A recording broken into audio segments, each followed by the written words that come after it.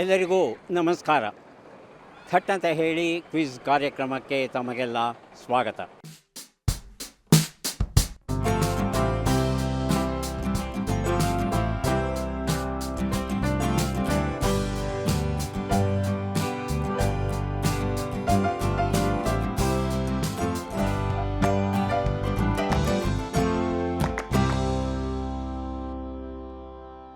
ಪೌರಾಣಿಕ ಹಿನ್ನೆಲೆಯುಳ್ಳಂತಹ ವಿದುರಾಶ್ವತ್ಥ ಕ್ಷೇತ್ರವು ಚಾರಿತ್ರಿಕವಾಗಿಯೂ ಅತ್ಯಂತ ಮಹತ್ವದಾಯಕವಾಗಿದೆ.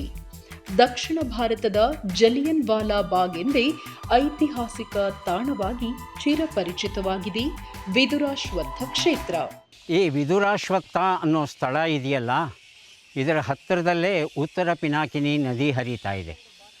ನದಿಯ ಈ ಕಡೆ ದಡಕ್ಕೆ ಬಂತು ಅಂದರೆ ಮೈಸೂರು ಸಂಸ್ಥಾನ, ಆ ಕಡೆ ದಡಕ್ಕೆ ಹೋದರೆ ನಿಜಾಮರ ಸಂಸ್ಥಾನ. ಹಾಗಾಗಿ ಹೆಚ್ಚು ಜನ ಸೇರುವ ಸ್ಥಳ. ಜೊತೆಗೆ ದನದ ಜಾತ್ರೆ ನಡೀತಾ ಇತ್ತು, ಹಾಗಾಗಿ ಹೆಚ್ಚು ಜನ ಸೇರ್ತಾರೆ ಅಂತ ಹೇಳಿ ಇಲ್ಲಿ ಧ್ವಜಾರೋಹಣ ಮಾಡೋದಕ್ಕೆ ನಿರ್ಧರಿಸ್ತಾರೆ. ಆದರೆ ಪೊಲೀಸರು ಸೆಕ್ಷನ್ 144 ಜಾರಿಗೆ ತರ್ತಾರೆ. ಯಾರೂ ಸೇರಬಾರ್ದು ಅಂತ. 4 ಜನಕ್ಕಿಂತಲೂ ಹೆಚ್ಚು ಜನ ಸೇರೋ ಹಾಗಿಲ್ಲ. ಆದರೆ ಜನ ಸೇರಿ ಇಲ್ಲಿ ಧ್ವಜವನ್ನು ಹಾರಿಸ್ತಾರೆ. ಈ ಒಂದು ಸಂದರ್ಭದಲ್ಲಿ ಪೊಲೀಸರು ಯಾವುದೇ ರೀತಿಯಾದ ಮುನ್ಸೂಚನೆ ಇಲ್ಲದೆ ನೇರವಾಗಿ ಗುಂಡಿನ ದಾಳಿಯನ್ನು ನಡೆಸ್ತಾರೆ. ಬಸಪ್ಪ ಅಂತಕ್ಕಂಥ ಒಬ್ಬ ಗೌರಿಬಿದನೂರಿನ ಇನ್ಸ್ಪೆಕ್ಟರ್ ಮೊದಲ ಗುಂಡನ್ನು ಹಾರಿಸ್ತಾನೆ. ಅದಾದ ಮೇಲೆ ಉಳಿದ ಯಾರು ಪೊಲೀಸರಿರ್ತಾರೆ ಅವರೆಲ್ಲ ಗುಂಡುಗಳನ್ನು ಹಾರಿಸೋಕ್ಕೆ ಶುರು ಮಾಡ್ತಾರೆ. ಎದುರಿಗೆ ಇದ್ದವರು ರೈತರು. ಅವರ ಕೈಯಲ್ಲಿ ಯಾವುದೇ ರೀತಿಯಾದ ಮಾರಕಾಸ್ತ್ರಗಳು ಇಲ್ಲ. ಶಾಂತಿಯುತವಾಗಿ ಅವರು ಧ್ವಜಾರೋಹಣದಲ್ಲಿ ಭಾಗವಹಿಸೋಕೆ ಬಂದಿರ್ತಾರೆ. ಅಂತಹವರ ಮೇಲೆ ನಿರ್ದಯೆಯಿಂದ ಗುಂಡುಗಳನ್ನು ಹಾರಿಸ್ತಾರೆ. ಆ ಗುಂಡುಗಳ ಹಾರಿಸೋದು ಮಧ್ಯಾಹ್ನದಿಂದ ಆರಂಭವಾಗಿ ಸಂಜೆ 5 ಗಂಟೆವರೆಗೂ ಆಗಾಗ್ಗೆ ಹಾರಿಸ್ತಾನೇ ಇರ್ತಾರೆ. ಒಟ್ಟು 96 ಸುತ್ತು ಗುಂಡುಗಳನ್ನು ಹಾರಿಸ್ತಾರೆ ಅಂತ ಹೇಳ್ತಾರೆ. ಈ ಒಂದು ಹಾರಾಟದಲ್ಲಿ ಎಷ್ಟು ಜನ ಸತ್ತರು ಅನ್ನೋದು ನಿಖರವಾಗಿ ಗೊತ್ತಿಲ್ಲ. ಸರ್ಕಾರದ ಅಂಶದ ಪ್ರಕಾರ 10 ಜನ ಸತ್ತರು ಅಂತ ಹೇಳ್ತಾರೆ. ಆದರೆ ಅಂದಿನ ಪತ್ರಿಕೆಗಳು ಹೇಳುತ್ತೆ 32 ಜನಕ್ಕೂ ಹೆಚ್ಚು ಜನ ಸತ್ತಿದ್ದಾರೆ ಹಾಗೂ 100ಕ್ಕೂ ಹೆಚ್ಚು ಜನ ಗಾಯಾಳುಗಳಾಗಿದ್ದಾರೆ ಅಂತ. ಅವರಿಗೆ ಯಾವುದೇ ರೀತಿಯಾದ ಕನಿಕರವನ್ನು ತೋರದೆ ಗುಂಡನ್ನು ಹಾರಿಸ್ತಾರೆ. ಹೆಣಗಳೆಲ್ಲ ಇಲ್ಲೇ ಬಿದ್ದಿರುತ್ತೆ. ಅದರ ಬಗ್ಗೆ ಕನಿಷ್ಠ ತಿಳುವಳಿಕೆಯೋ ಕನಿಷ್ಠ ಕಾಳಜಿಯನ್ನು ತೋರಿಸೋಲ್ಲ. ಅನೇಕ ಜನ ಬಂದು ನಮ್ಮವರು ಸತ್ತಿದ್ದಾರಲ್ಲ ಅಂತ ತಗೊಂಡು ಹೋಗ್ತಾರೆ ಹೆಣಗಳನ್ನು. ಹಾಗಾಗಿ ಲೆಕ್ಕ ಸರಿಯಾಗಿ ಸಿಗೋದಿಲ್ಲ. ಇದು ಮುಂದೆ ದೊಡ್ಡ ಪ್ರಮಾಣದಲ್ಲಿ ಒಂದು ಆಂದೋಲನವನ್ನು ಉಂಟು ಮಾಡಿದ ಮೇಲೆ ಮಹಾತ್ಮ ಗಾಂಧೀಜಿ ಅವರು ಸರ್ದಾರ್ ವಲ್ಲಭಾಯ್ ಪಟೇಲ್ ಹಾಗೂ ಕೃಪಲಾನಿ ಅವರನ್ನು ಇಲ್ಲಿಗೆ ಕಳಿಸ್ತಾರೆ. ಮೈಸೂರು ಸಂಸ್ಥಾನದ ದಿವಾನ್ರಾಗಿರ್ತಾರೆ ಮಿರ್ಜಾ ಇಸ್ಮಾಯಿಲ್ ಅವರು. ಹಾಗಾಗಿ ಮಿರ್ಜಾ ಪಟೇಲ್ ಇವರ ಒಂದು ಒಪ್ಪಂದ ಆಗುತ್ತೆ. ಆ ಒಪ್ಪಂದದ ಅನ್ವಯ ಮೈಸೂರು ಸಂಸ್ಥಾನದಲ್ಲಿ ಕಾಂಗ್ರೆಸ್ನವರು ಎಲ್ಲಿ ಬೇಕಾದರೂ ಸಹ ಅವರು ಧ್ವಜಾರೋಹಣ ಮಾಡಬಹುದು ಅನ್ನೋ ಒಂದು ತೀರ್ಪು ಬರುತ್ತೆ. ಈ ರೀತಿಯಾದ ಒಂದು ಒಪ್ಪಂದ ಭಾರತದ ಸ್ವಾತಂತ್ರ್ಯ ಹೋರಾಟದಲ್ಲಿ ಮೊದಲ ಬಾರಿಗೆ ಬ್ರಿಟಿಷರು ಹಾಗೂ ಓರ್ವ ಸಂಸ್ಥಾನದ ಅರಸರು ಇವರಿಬ್ಬರ ನಡುವೆ ನಡೆಯುತ್ತೆ. ಆ 32 ಜನ ಯಾರು ತಮ್ಮ ಜೀವವನ್ನು ಕೊಟ್ಟರೋ ಅವರ ಹೆಸರಲ್ಲಿ ಇವತ್ತು ಒಂದು ಸ್ಮಾರಕ ನಿರ್ಮಾಣವಾಗಿದೆ. ಅದುವೇ ವೀರಸೌಧ. ಆ ವೀರಸೌಧದ ಮುಂದೆ ನಾವೆಲ್ಲ ನಿಂತಿದ್ದೇವೆ. ವಿದುರಾಶ್ವತ್ಥ ಕ್ಷೇತ್ರದ ಸುಂದರವಾದಂಥ ದೇವಳದ ಪರಿಸರ, ಸ್ವಚ್ಛಂದವಾದ ವಾತಾವರಣ, ಹಸಿರ ತೋರಣದಂತಿರುವಂತಹ ಪ್ರಕೃತಿಯ ಸೊಬಗು, ಉತ್ತರ ಪಿನಾಕಿನಿ ನದಿ ತೀರದ ಹಕ್ಕಿ ಪಕ್ಷಿಗಳ ಕಲರವ,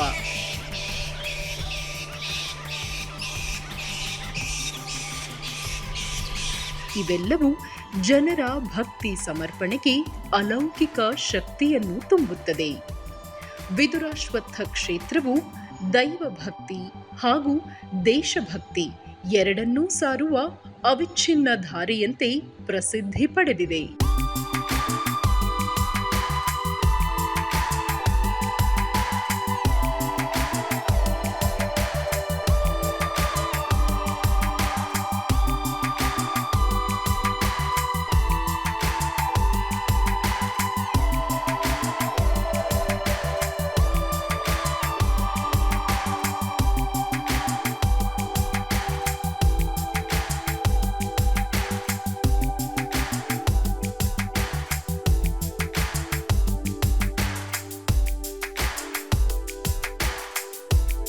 ವಿದುರಾಶ್ವತ್ಥ ಧಾರ್ಮಿಕವಾಗಿ ಮತ್ತು ಭಾರತ ಸ್ವಾತಂತ್ರ್ಯ ಸಂಗ್ರಾಮದಲ್ಲಿ ಮಹತ್ತರ ಪಾತ್ರವನ್ನು ವಹಿಸಿರುವ ಸ್ಥಳವಾಗಿದೆ. ಇಲ್ಲಿ ವಿದುರ ನೆಟ್ಟ ಆಲದ ಮರದಿಂದ ನಾಗರ ಪೂಜೆ ಎಲ್ಲ ಮಾಡಿ ತುಂಬ ಪ್ರಸಿದ್ಧಿ ಹೊಂದಿದೆ. ದೇಶದ ಮೂಲೆಗಳಿಂದ ಎಲ್ಲ ಮೂಲೆಗಳಿಂದ ಇಲ್ಲಿ ಬಂದು ದೇವರು ಹರಕೆ ಮಾಡ್ಕೊಂಡು ಹೋಗ್ತಾರೆ. ಮತ್ತು ಇಲ್ಲಿ 32 ಜನ ಸ್ವಾತಂತ್ರ್ಯ ಸಂಗ್ರಾಮದಲ್ಲಿ ವೀರಮರಣ ಅಪ್ಪಿದ್ದಾರೆ. ಅದರಲ್ಲಿ ಹೆಂಗಸರು ಕೂಡ ಭಾಗವಹಿಸಿ ಗೌರಮ್ಮ ಎಂಬ ತುಂಬು ಗರ್ಭಿಣಿ ಕೂಡ ಇಲ್ಲಿ ವೀರಮರಣವನ್ನು ಅಪ್ಪಿದ್ದಾರೆ. ಅವರಿಗೂ ಕೂಡ ನಮ್ಮ ನಮನಗಳು. ಮತ್ತು ಒಮ್ಮೆ ಆದರೂ ಇಲ್ಲಿ ಭೇಟಿ ಕೊಟ್ಟು ನಮ್ಮ ದಕ್ಷಿಣ ಜಲಿಯನ್ ವಾಲಾಬಾಗ್ ಅಂತ ಹೆಸರಾಗಿರೋ ನಮ್ಮ ವಿದುರಾಶ್ವತ್ಥವನ್ನು ನೆನಪಿಸಿಕೊಳ್ಳಿ. ಚಿಕ್ಕಬಳ್ಳಾಪುರ ಜಿಲ್ಲೆಯ ಗೌರಿಬಿದನೂರು ತಾಲೂಕಿನ ಶ್ರೀ ವಿದುರಾಶ್ವತ್ಥ ಪುಣ್ಯಕ್ಷೇತ್ರ ಅತ್ಯಂತ ಸಾಮಾಜಿಕವಾಗಿ ಹಾಗೂ ಧಾರ್ಮಿಕವಾಗಿ ಅತ್ಯಂತ ಪ್ರಬಲವಾದ ಒಂದು ಕ್ಷೇತ್ರ. ಏನು 1938 ಏಪ್ರಿಲ್ 13ನೇ ತಾರೀಕು ಅವತ್ತಿನ ದಿವಸ ಈ ಧ್ವಜ ಸತ್ಯಾಗ್ರಹ ಅಲ್ಲೇ ಏನಕ್ಕೆ ಹಮ್ಮಿಕೊಂಡಿದ್ರು ಅಂದರೆ ಅವತ್ತಿನ ದಿವಸ ಜಾತ್ರೆ ಸುಮಾರು ಸಾವಿರಾರು ಜನ ಸೇರ್ತಾರೆ. ಇದು ಬ್ರಿಟಿಷರಿಗೆ ಗೊತ್ತಾಗೋದಿಲ್ಲ ಅನ್ನೋ ಕಾರಣಕ್ಕೆ ಅದೊಂದು. ಎರಡನೇದು ಇದು ನಮ್ಮ ಈ ಮದ್ರಾಸ್ ಸಂಸ್ಥಾನದ ಬಾರ್ಡ್ರು, ಅದಕ್ಕೋಸ್ಕರ ಇಲ್ಲಿ ಯಾರೂ ಬ್ರಿಟಿಷರಿಗೆ ಗೊತ್ತಾಗೋದಿಲ್ಲ ಅಂತ ಒಂದು ಭಾವನೆ ಇತ್ತು. ಧ್ವಜ ಏರಿಸುವ ಸಂದರ್ಭದಲ್ಲಿ ಇದು ಬ್ರಿಟಿಷರಿಗೆ ಗೊತ್ತಾಗ್ಬಿಟ್ಟು ಬಂದು ಗೋಲಿಬಾರ್ ಮಾಡಿದ್ರು. ಸುಮಾರು 10 ಜನ ಸ್ವತಂತ್ರ ಸೇನಾನಿಗಳು ಅದು ಸ್ಥಳದಲ್ಲೇ ಮೃತಪಟ್ಟರು. ಇದು ಭಾಳ ಇಡೀ ದೇಶದಲ್ಲೇ ಈ ಸ್ವಾತಂತ್ರ್ಯ ಸಂಗ್ರಾಮ ಒಂದು ಕಿಚ್ಚು ಭಾಳ ಪ್ರಬಲವಾಗಿ ಹರಡಿತು. ವೀಕ್ಷಕರೇ, ಇದುವರೆಗೂ ನಾವು ಭಾರತೀಯ ಸ್ವಾತಂತ್ರ್ಯ ಹೋರಾಟದ ಒಂದು ಅವಿಭಾಜ್ಯ ಅಂಗವಾದ ವಿದುರಾಶ್ವತ್ಥದ ಹತ್ಯಾಕಾಂಡ ಇದರ ಬಗ್ಗೆ ಒಂದಷ್ಟು ವಿಚಾರಗಳನ್ನು ತಿಳ್ಕೊಂಡಿದ್ದೇವೆ. ಬಹಳ ಸುಂದರವಾದ ಸ್ಮಾರಕವನ್ನು ಇಲ್ಲಿ ರೂಪಿಸಿದ್ದಾರೆ. ಮತ್ತು ಆ ಸ್ಮಾರಕವನ್ನು ಅಷ್ಟೇ ಅಚ್ಚುಕಟ್ಟಾಗಿ ನೋಡ್ಕೊಂಡು ಬರ್ತಾ ಇದ್ದಾರೆ. ಈ ಒಂದು ಸ್ಮಾರಕವನ್ನು ಇಷ್ಟು ಚೆನ್ನಾಗಿ ಸ್ವಚ್ಛವಾಗಿ ಇಟ್ಕೊಳ್ಳೋದ್ರ ಜೊತೆಗೆ ಈ ಬಗ್ಗೆ ಮಾಹಿತಿಯನ್ನು ಕೊಡುವಂಥ ಸಿಬ್ಬಂದಿ ನಮ್ಮ ಜೊತೆ ಇದೆ. ಆ ಸಿಬ್ಬಂದಿಯ ಪರಿಚಯ ಮಾಡಿಕೊಂಡು ಒಂದಷ್ಟು ಪ್ರಶ್ನೆ ಕೇಳಿ ಒಂದಷ್ಟು ಉತ್ತರವನ್ನು ಪಡೆದು ಒಂದಷ್ಟು ಪುಸ್ತಕಗಳನ್ನು ಹಂಚೋಣ. ನಮಸ್ಕಾರಮ್ಮ. ನಮಸ್ಕಾರ. ಏನಮ್ಮ ಹೆಸರು? ಗಂಗರತ್ನಮ್ಮ ಅಂತ. ಏನು ಕೆಲಸ ಮಾಡ್ತಾ ಇದ್ದೀರಿ ಇಲ್ಲಿ? ನೀರಿಸೋದಲ್ಲಿ ಕೆಲಸ ಮಾಡ್ತಾ ಇದ್ದೀನಿ. ಹೌದಾ? ಒಂದು ಸಣ್ಣ ಪ್ರಶ್ನೆ ಕೇಳ್ತೇನಮ್ಮ. ಸರಿ.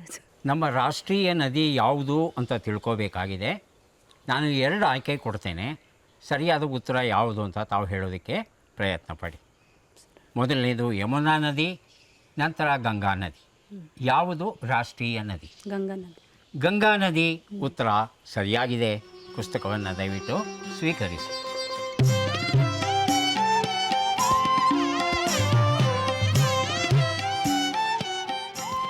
ನಮಸ್ಕಾರಮ್ಮ. ನಮಸ್ಕಾರ ಸರ್. ಏನಮ್ಮ ಹೆಸರು? ಆದಿಲಕ್ಷ್ಮಿ ಅಂತ. ಆದಿಲಕ್ಷ್ಮಿಯವರೇ, ಏನು ಕೆಲಸ ಮಾಡ್ತಾ ಇದ್ದೀರಿ? ನಾವು ವೀರಸೌಧದಲ್ಲಿ ಕೆಲಸ ಮಾಡ್ತೀವಿ. ಹೌದಾ? ಎಷ್ಟು ವರ್ಷಗಳಿಂದ ಇದ್ದೀರಾ? 12 ವರ್ಷ. 12 ವರ್ಷದಿಂದ. ಬಹಳ ಸಂತೋಷ. ಈ ವಿದುರಾಶ್ವತ್ಥವನ್ನು ಕರ್ನಾಟಕದ ಜಲಿಯನ್ ವಾಲಾಬಾಗ್ ಅಂತ ಕರೀತಾರೆ. ಹೌದು. ಆದರೆ ಈ ಮೂಲ ಜಲಿಯನ್ ವಾಲಾಬಾಗ್ ಅನ್ನೋದಿದೆಯಲ್ಲ, ಇದು ಎಲ್ಲಿದೆ ಅಂತ ಗೊತ್ತಿದೆಯಾ? 2 ಆಯ್ಕೆ ಕೊಡ್ತೇನೆ, ತಾವು ಉತ್ತರ ಕೊಡೋದಕ್ಕೆ ಪ್ರಯತ್ನ ಪಡಿ. ಸರಿ. ಒಂದು ಪಂಜಾಬ್, ಇನ್ನೊಂದು ಉತ್ತರ ಪ್ರದೇಶ. ಯಾವುದು ಸರಿಯಾದ ಉತ್ತರ? ಪಂಜಾಬ್. ಪಂಜಾಬ್ ಸರಿಯಾದ ಉತ್ತರ. ಪಂಜಾಬಲ್ಲಿ ಎಲ್ಲಿ ಅಂತ ಗೊತ್ತಾ? ಅಮೃತಸರದಲ್ಲಿ. ಅಮೃತಸರ ಸರಿಯಾದ ಉತ್ತರ ಕೊಟ್ಟಿದ್ದೀರಿ. ಒಂದು ಪುಸ್ತಕ ತಮಗೆ ಕೊಡ್ತಾ ಇದ್ದೇವೆ.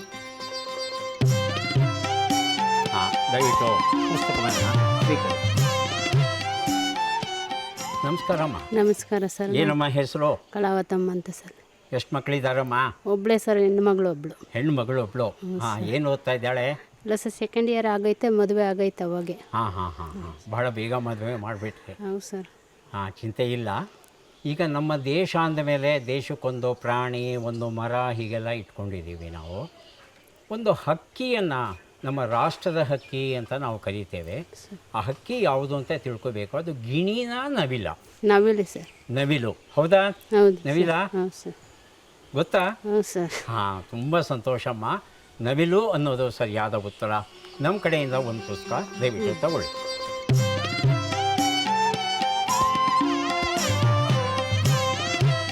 ಸರ್ ನಮಸ್ಕಾರ. ಸರ್ ನಮಸ್ತೆ ಸರ್. ತಮ್ಮ ಹೆಸರು? ಸರ್ ರಾಮಕೃಷ್ಣ ಅಂತ. ರಾಮಕೃಷ್ಣ ಅವರೇ, ಏನು ಮಾಡ್ತಾ ಇದ್ದೀರಿ ಇಲ್ಲಿ? ಸರ್ ವೀರಸೌಧದಲ್ಲಿ ಕೆಲಸ ಮಾಡ್ತಾಯಿದ್ವಿ. ಹೌದಾ? ಬಹಳ ಸಂತೋಷ. ಆ ವಿದುರಾಶ್ವತ್ಥ ಹತ್ಯಾಕಾಂಡ ನಡೆದದ್ದು ಜಾಗತಿಕ ಮಟ್ಟದಲ್ಲಿ ಸುದ್ದಿ ಆಗುತ್ತೆ. ಇದು ಹೇಗೆ ಸುದ್ದಿ ಆಯಿತು ಅಂತ ಗೊತ್ತಾ ತಮಗೆ? ಜಾಗತಿಕ ಮಟ್ಟ ಅಂತಂದರೆ BBC ಚಾನಲ್ ಏನಿದೆ ಅದರ ಭಾಗವಾಗಿ ಇಡೀ ವರ್ಲ್ಡಲ್ಲೇ ಪ್ರಚಾರ ಆಗಬೇಕು ಅಂತ ನಮ್ಮ ಹೋರಾಟದ ಸ್ಥಳನ ಬಿಂಬಿಸ್ತಾರೆ.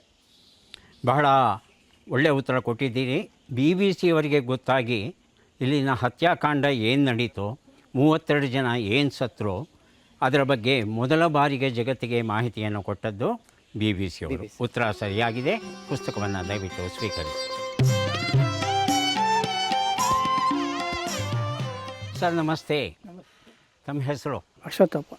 ಅಶ್ವತ್ಥಪ್ಪ ಅವರೇ, ಏನು ಕೆಲಸ ಮಾಡ್ತಾ ಇದ್ದೀರಿ? ನಾವು ಇಲ್ಲಿ ಗಾರ್ಡನ್ ಕೆಲಸ ಮಾಡ್ತೀವಿ. ಗಾರ್ಡನ್ ಕೆಲಸ ಮಾಡ್ತಾ ಇದ್ದೀರಿ. ತುಂಬ ಚೆನ್ನಾಗಿ ನೋಡ್ಕೊಂಡಿದ್ದೀರಾ ಗಾರ್ಡನನ್ನು. ಒಳ್ಳೊಳ್ಳೆ ಮರಗಳಿವೆ, ಎಲ್ಲ ಮರಗಳು ಹಸಿರಿಂದ ತುಂಬಿ ತುಳುಕ್ತಾ ಇವೆ. ಬಹಳ ಸಂತೋಷ. ಈಗ ಮರಕ್ಕೆ ಸಂಬಂಧಪಟ್ಟ ಹಾಗೆ ಒಂದು ಪ್ರಶ್ನೆ ಕೇಳಿಬಿಡ್ತೇನೆ.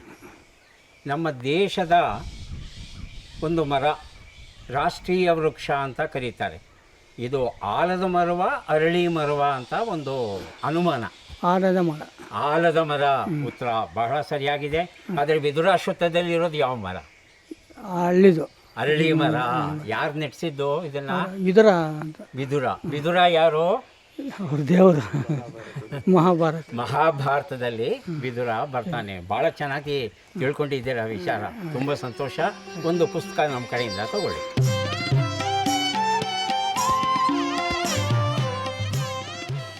ಸರ್ ನಮಸ್ಕಾರ. ನಮಸ್ತೆ. ತಮ್ಮ ಹೆಸರು? ನರೇಶ್. ನರೇಶ್, ಏನು ಮಾಡ್ತಾ ಇದ್ದೀರಿ ಇಲ್ಲಿ? ಇಲ್ಲಿ ಆಡಿಟೋರಿಯಂ ನೋಡ್ಕೊತಾರೆ. ಓಹೋ, ಆಡಿಟೋರಿಯಂ ನಿರ್ವಹಣೆ ನಿಮ್ಮದೇನಾ? ಬಹಳ ಚೆನ್ನಾಗಿ ನಿರ್ವಹಿಸ್ತಾ ಇದ್ದೀರಾ, ಅಭಿನಂದನೆಗಳು. ಒಂದು ಪ್ರಶ್ನೆ ಕೇಳಬಹುದಾ? Okay sir. ನಮ್ಮ ರಾಷ್ಟ್ರೀಯ ಜಲಚರ ಯಾವುದು? 2 ಆಯ್ಕೆ ಕೊಡ್ತೇನೆ. ತಿಮಿಂಗಲವ ಅಥವಾ ಡಾಲ್ಫಿನ್? ಡಾಲ್ಫಿನ್. ಡಾಲ್ಫಿನ್. ಡಾಲ್ಫಿನ್ ಸಮುದ್ರದ ನೀರಲ್ಲೂ ಇರುತ್ತೆ, ಸಿಹಿ ನೀರಲ್ಲೂ ಇರುತ್ತೆ. ನಾವು ಯಾವುದನ್ನು ಆಯ್ಕೆ ಮಾಡ್ಕೊಂಡಿದ್ದೀವಿ? ಸಿಹಿ ನೀರಲ್ಲಿ. ಸಿಹಿ ನೀರಿಂದು. ಎಲ್ಲಿರುತ್ತೆ ಡಾಲ್ಫಿನ್ನು? ಗಂಗಾದಲ್ಲ, ಕಾವೇರಿನಲ್ಲ? ಗಂಗಾ ನದಿಯಲ್ಲಿ. ಗಂಗಾ ನದಿಯಲ್ಲಿ ಡಾಲ್ಫಿನ್ಸ್ ಇರುತ್ತೆ ಅಂತ ಹೇಳಿದ್ರಿ. ಉತ್ತರ ಸರಿಯಾಗಿದೆ. ಗಂಗಾ ನದಿಯಲ್ಲೂ ಉಂಟು, ಬ್ರಹ್ಮಪುತ್ರ ನದಿಯಲ್ಲೂ ಸಹ ಡಾಲ್ಫಿನ್ ಇದೆ. ಮನುಷ್ಯನ ಬಹಳ ಬಹಳ ಒಳ್ಳೆಯ ಗೆಳೆತನ ಬಯಸುತ್ತೆ ಡಾಲ್ಫಿನ್. ಒಳ್ಳೆಯ ಉತ್ತರ ಕೊಟ್ಟಿದ್ದೀರಿ. ಒಂದು ಪುಸ್ತಕ ಕೊಡ್ತಾ ಇದ್ದೇವೆ, ದಯವಿಟ್ಟು ಸ್ವೀಕರಿಸಿ.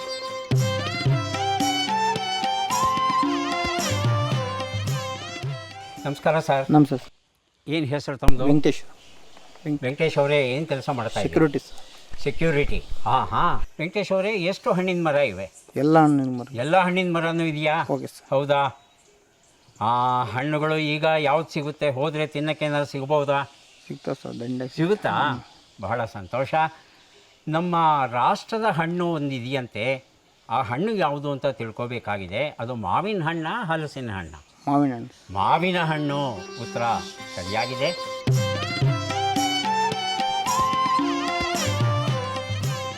ನಮಸ್ಕಾರ. ನಮಸ್ತೆ ಸರ್. ತಮ್ಮ ಹೆಸರು? ಗಂಗಾಧರಪ್ಪ ಸರ್. ಏನು ಕೆಲಸ ಮಾಡ್ತಾ ಇದ್ದೀರಿ? ಸೆಕ್ಯೂರಿಟಿ ಕೆಲಸ ಸರ್. ಸೆಕ್ಯೂರಿಟಿ ಕೆಲಸ. ಅಯ್ಯೋ, ಏನಾದರೂ ಹಾವುಗಳು ಬರುತ್ತಾ? ದಂಡಾಗಿದ್ದಾವೆ ಸರ್.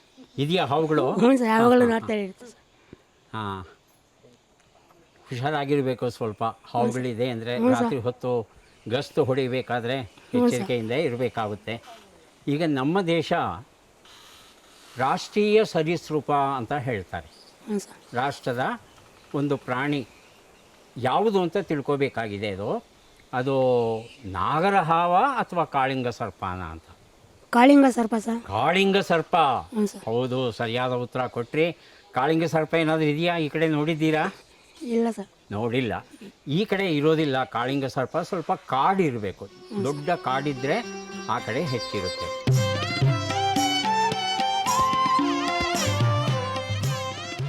ಮೇಡಮ್ ನಮಸ್ತೆ. ನಮಸ್ತೆ ಸರ್. ತಮ್ಮ ಹೆಸರು? ಅನಿತಾ. ಅನಿತಾ. ಎಲ್ಲಿ ಹತ್ತಿರದಲ್ಲೇ ಇದ್ದೀರಾ? ಹೊರಗಡೆಯಿಂದ ಬಂದಿದ್ದೀರಾ? ಹೊರಗಡೆಯಿಂದ ಬಂದಿದ್ದೀವಿ. ಎಲ್ಲಿಂದ ಬಂದ್ರಿ? ಹಿಂದೂಪುರ್.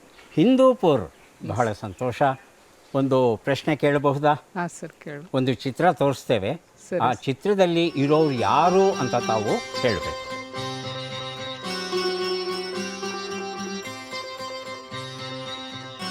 ಮಂಗಳ ಪಾಂಡೆ. ಮಂಗಳ್ ಪಾಂಡೆ. ಉತ್ತರ ಸರಿಯಾಗಿದೆ. ಏನು ತಮ್ಮ ಹೆಸರು? ಸಂಜನಾ ರೆಡ್ಡಿ. ಬಹಳ ಸಂತೋಷ. ಏನು ಮಾಡ್ತಾ ಇದ್ದೀರಿ? ನಾನು MBBS ಓದ್ತಿದ್ದೀನಿ. ಫೈನಲ್ ಇಯರಾ? ಫೋರ್ತ್ ಇಯರಾ? ಸೆಕೆಂಡ್ ಇಯರ್ ಮುಗೀತು, ಇವಾಗ ಸೆಕೆಂಡ್ ಇಯರ್ ಮುಗಿಸಿ ಥರ್ಡ್ ಇಯರ್ಗೆ. ಯಾವ ಕಾಲೇಜಮ್ಮ? ಬಷ್ಕೀರ್ ಸ್ಟೇಟ್ ಮೆಡಿಕಲ್ ಯೂನಿವರ್ಸಿಟಿ, ಎಲ್ಲಿದೆ ಅದು? ರಷ್ಯಾ. ರಷ್ಯಾದಲ್ಲಿ. ಬಹಳ ಬಹಳ ಸಂತೋಷ. ಹೇಗೆ ವಿದ್ಯಾಭ್ಯಾಸ ಸರಾಗವಾಗಿ ನಡೀತಾ ಇದೆಯಾ? ಹಾಂ, ಎಲ್ಲ ಭಾಷೆ ತೊಂದರೆ ಏನಿಲ್ವಾ? ಸ್ಟಾರ್ಟಿಂಗಲ್ಲಿತ್ತು, ಇವಾಗ ಪರವಾಗಿಲ್ಲ, ಎಲ್ಲ ಅಭ್ಯಾಸ ಆಗೋಗಿದೆ. ಹಾಂ, ರಷ್ಯನ್ ಭಾಷೆ ಕಲ್ತಿದ್ದೀರಿ. ಹಾಂ, ಕಲ್ತಿದ್ದೀನಿ. ತುಂಬ ಸಂತೋಷ. ನೀವು ವಿದುರಾಶ್ವತ್ಥಕ್ಕೆ ಬಂದಿದ್ದೀರಿ. ಹಾಗಾಗಿ ಒಂದು ಪ್ರಶ್ನೆ ಕೇಳ್ತೇವೆ. ಸರಿ ಸರಿ. ನಾವೊಂದು ಚಿತ್ರ ತೋರಿಸ್ತೇವೆ. ಆ ಚಿತ್ರದಲ್ಲಿ ಇರೋರು ಯಾರು ಅಂತ ತಾವು ಹೇಳಬೇಕು.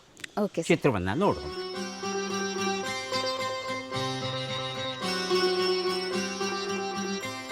ಚಿತ್ರದಲ್ಲಿ ಇರೋರು ಯಾರು ಅಂತ ಗೊತ್ತಾಯ್ತಾ? ಗೊತ್ತಾಯ್ತು ಸರ್. ಯಾರು? ಆನಿ ಬೆಸೆಂಟ್. ಆನಿ ಬೆಸೆಂಟ್, ಸರಿಯಾದ ಉತ್ತರ ಕೊಟ್ಟಿದ್ದೀರಿ. ಅವ್ರ ಬಗ್ಗೆ ಏನಾದರೂ ಗೊತ್ತಿದೆಯಾ?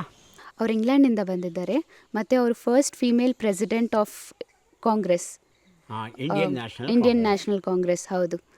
ಮತ್ತು ಅವರು ಥಿಯೋಸಾಫಿಕಲ್ ಸೊಸೈಟಿನ ಸ್ಥಾಪನೆ ಮಾಡಿದ್ದಾರೆ.